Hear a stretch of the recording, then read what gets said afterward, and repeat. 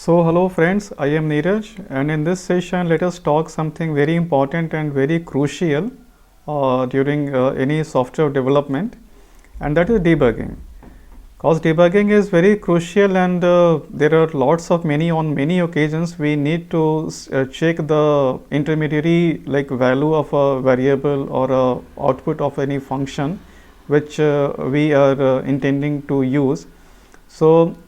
So debugging is a little different in mobile development, because in web development debugging there are lots of ways to so that we can debug it. Like we have console.log, and we can do inspect element, and we can check the network. I mean, there are lots of ways through which we can check, but unfortunately in mobile development there is no such like inspect element and other kind of things.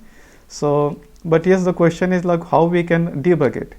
So yes, there are ways. So definitely if we go with traditional ways like console.log, that is a very handy for any JavaScript developer, any JavaScript development. So if we go with console.log and let's say balance, and let us provide the balance, the state variable, let's save it, and let it refresh. So okay, so it got refreshed, but unfortunately there is no log present over there, and there is no way to see the log. But if we go to the terminal, so we can see the log is here.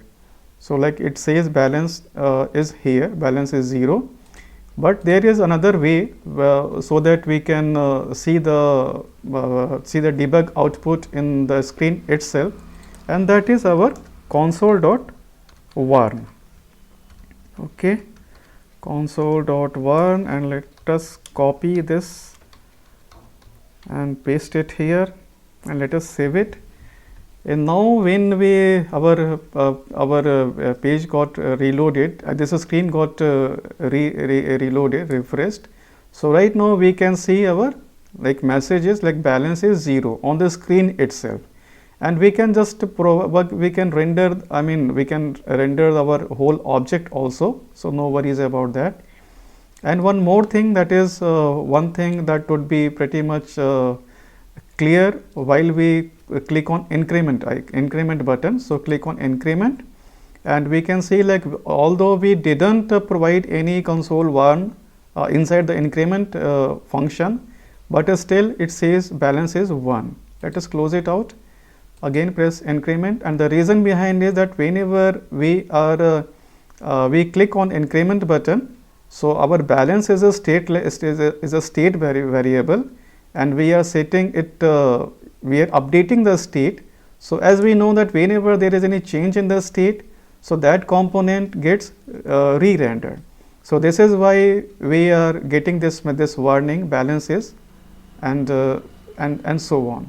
So by the way, this console.warn, we can use it as an alert as well. For example, say if a user clicks on something, and if you need to a kind of a warning message, so we can use this over there as well, and we can use it for debugging purpose as well. Okay, so I hope you like this short session, and you enjoyed the session. So till then, take care and happy coding.